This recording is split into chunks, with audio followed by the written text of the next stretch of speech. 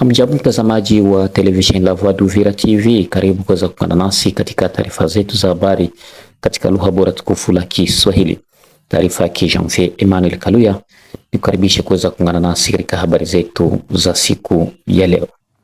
Katika habari zetu za siku ya leo tutazungumzia kuhusu vita ambavyo vinavyoendelea mashariki mwa Jamhuri ya Kidemokrasia ya Kongo, huko maeneo ya Mikenge na Kakenge na huko maeneo ya Minembwe. Pia tutazungumzia kuhusu drone ambayo iliweza kuanguka pale maeneo ya Goma na kuweza kuharibu vitu vingi vya raia pamoja na baadhi ya raia ambao walikwenda kupoteza maisha pale maeneo ya Goma. Haya na mengine ni kukaribisha kuweza kuungana nasi katika habari zetu za siku ya leo. Bila kuponda muda, tuanze na habari za pale maeneo ya Minembwe ambapo kwa sasa hali sio sawa. Kila leo hali ya usalama mdogo endelea kuripotiwa huko maeneo ya Minembwe, ambapo habari tulizokuwa nazo kwa sasa baada tu ya drone mbili ambazo zisizokuwa na rubani zilizoshushwa hiyo juzi, hiyo jana kulikuwa na milio ya risasi ambayo iliweza kusikika majira ya asubuhi kati ya waasi wa M23 Twirwaneho Android Red Tabara kipigana na wazalendo pamoja na jeshi la taifa FARDC.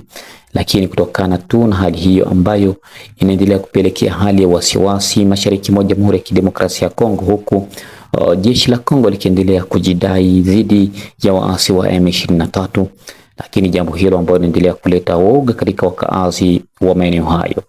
Lakini habari tulizokuwa nazo za sasa kutoka kwa msemaji wa FARDC Luteni Rigen alitaja kuwa hali kwa sasa inaendelea kuimarishwa na wanajeshi wa Kongo, huku wakiendelea kufanya hima ili kumiliki sehemu mbalimbali katika eneo mashariki mwa Jamhuri ya Kidemokrasia ya Kongo. Lakini kuna habari ambazo zilisemekana kuwa kitaja kuwa kila leo wanaendelea kujiripoti wakati risasi zinaendelea kurindima maeneo hayo. Kila leo waasi wa M23 Twirwaneho Red Tabara Android wanaendelea kujiripoti kutokana na hali ngumu ya maisha ambayo wanayopitia maeneo hayo. Hali ngumu inawapelekea wengi wao wakija wakiwa katika hali ya kuzofika, na huko wakitaja kuwa hawapati chakula pamoja na dawa. Licha hiyo, ndio maana na malengo ambayo inasababisha wao kuweza kujisalimisha mbele ya jeshi la Kongo.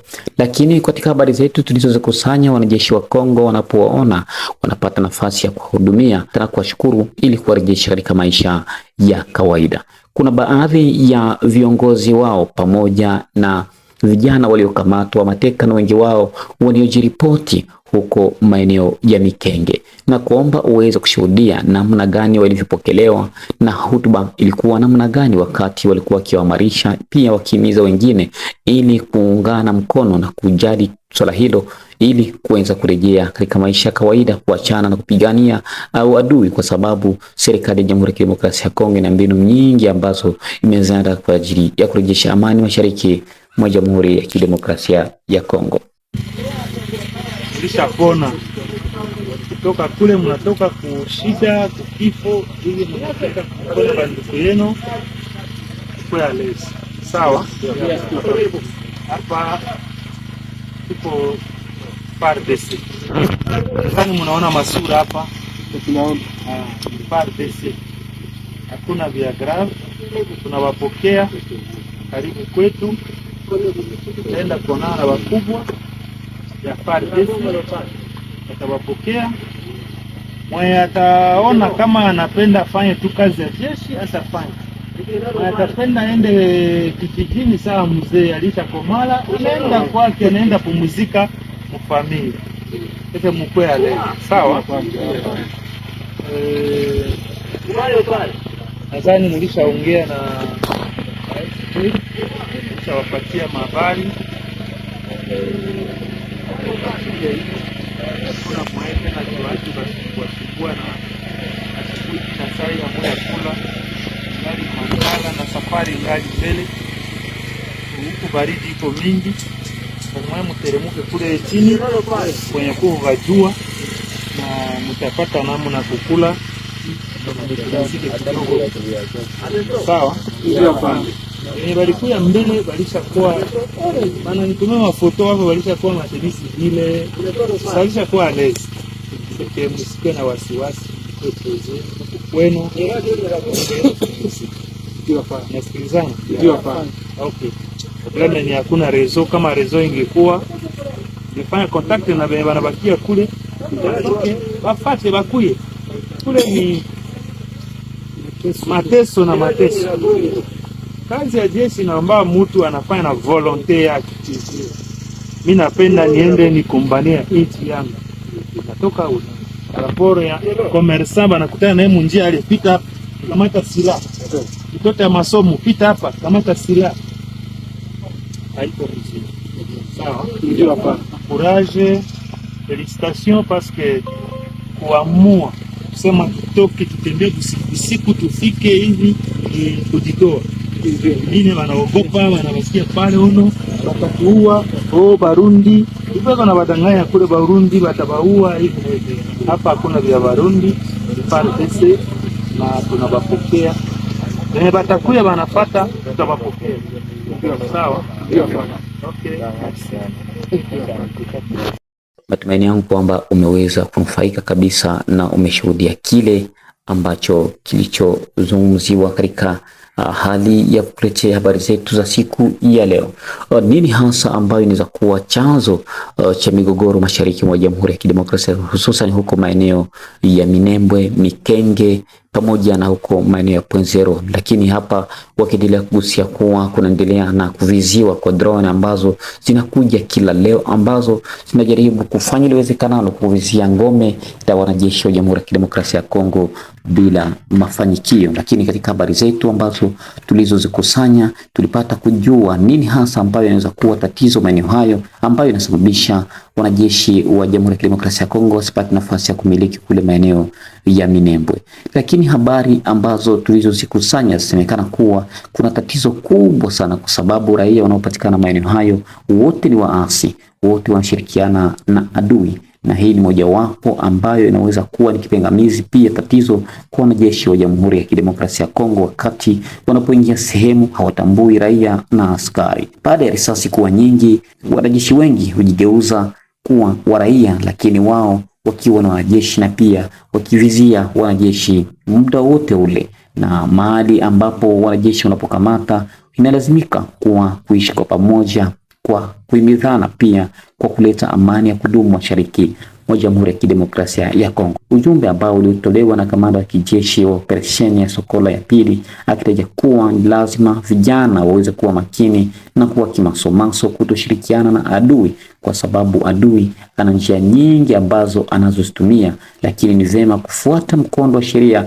kuungana na serikali ya Jamhuri ya Kidemokrasia ya Kongo ili kurejesha amani mashariki mwa Jamhuri ya Kidemokrasia ya Kongo. Kwa sasa vita vinaendelea kuripotiwa mashariki mwa Jamhuri ya Kidemokrasia ya Kongo, vikianza kuwa kama vita vya ukabila, wakati waasi wakidai kuwa uongozi mbaya wa Kinshasa ndio malengo ya wao kuanzisha mapambano mashariki mwa Jamhuri ya Kidemokrasia ya Kongo ili kuangusha utawala wa Tshisekedi, jambo ambalo kwa sasa limekuwa tatizo na limekuwa mwiba kwa wale maadui wa Jamhuri ya Kidemokrasia ya Kongo.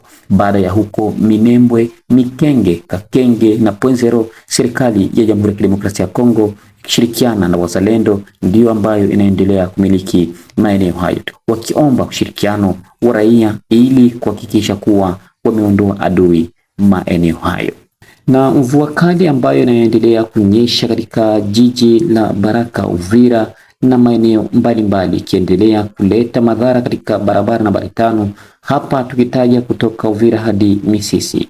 Wakaaji wanapopitia maeneo hayo wanapita kwa shida, pamoja na waendesha pikipiki, wachuruzi pamoja na madereva wa malori, wakianza kulalama kwa serikali ili kuingilia kati ili kuanza kurekebisha barabara hiyo nambari 5 ambayo ni nguzo kwa familia kwa wapita njia kutoka Uvira hadi Baraka hadi Misisi, jambo ambalo linaendelea kupelekea gari nyingi zikiwa zinabaki barabarani muda wa siku 7 wakati wakishtumu ubovu wa barabara.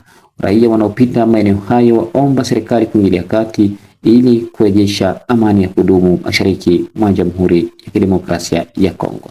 Na huku Uvira, baba mmoja aliweza kuvisiwa kwa kupigwa risasi akiwa ni mvunja pesa, raia wakianza kulalama na kuomba serikali kuingilia kati ili kuanzisha doria na visa vinavyoendelea maeneo hayo kuhakikisha vimetokomezwa na wanaoendesha vitendo hivyo waweze kuhukumiwa kulingana na sheria.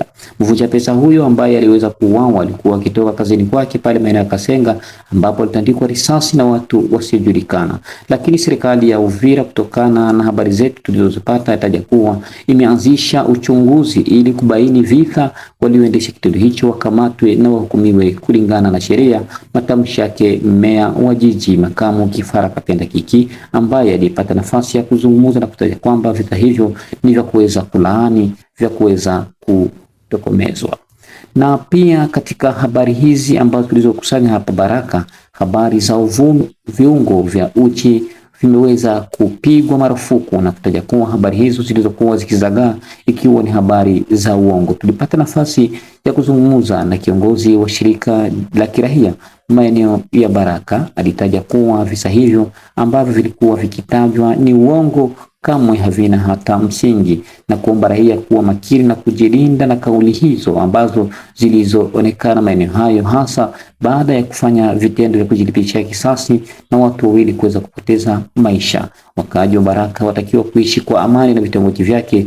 Azungumza hivyo kiongozi wa shirika la kiraia ukanda wa kusini katika tarafa la Fizi. Tuingie huko maeneo ya Goma, tuzungumze kuhusu drone ambayo iliweza kuanguka huko maeneo ya Goma, ilisababisha maafa pamoja na vitu kuweza kuharibu.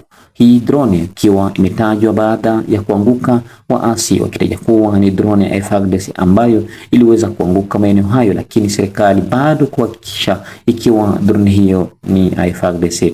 Drone hiyo ambayo iliyoshambulia maeneo hayo ikitaja kuwa ni drone ya FARDC ambayo ilitandika maeneo hayo. Raia wa Goma wakiwa katika hali ya wasiwasi kupitia na drone ambazo zinazunguka mara kwa mara maeneo hayo, wakiomba serikali kuingilia kati ili kurejesha amani ya kudumu mashariki mwa Jamhuri ya Kidemokrasia ya Kongo. Na ni hapa ndipo tunafika mwisho kabisa wa taarifa zetu za habari katika lugha bora tukufu la Kiswahili. Taarifa yake Janvier Emmanuel Kaluya. Ikiwa ni mara yako ya kwanza kutembelea channel yetu, usikose kujiabone kwa channel yetu, kulike pia kushare kwa wengine tunapotoa habari zetu kila leo, uwe wa kwanza kabisa kuweza kuzipata.